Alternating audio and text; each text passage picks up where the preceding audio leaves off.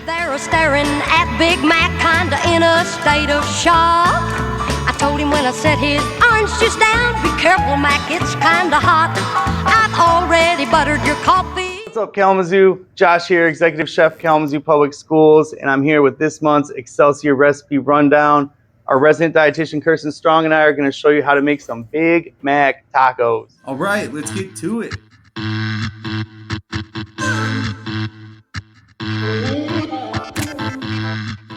Grating onions are a really cool way to infuse flavor. Yeah, you get that onion flavor without the texture.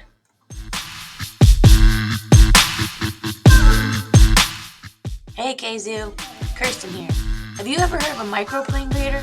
They're very handy in the kitchen. You can use them to grate fresh ginger or garlic instead of mincing it, or you can use it to zest citrus to give flavor pops to your food. Heat the oil just a little bit or the meat might stick to the pan.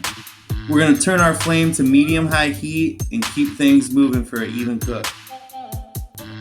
Make sure things are cooked all the way and then drain the fat. This is going to make it healthier and save you from having like a greasy mouthfeel.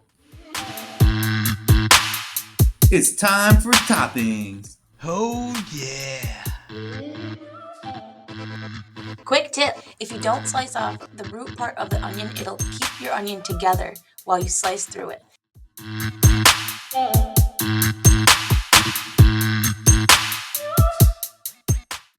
Really, you can do this however you want, but I like to spread things out so every bite is a perfect bite.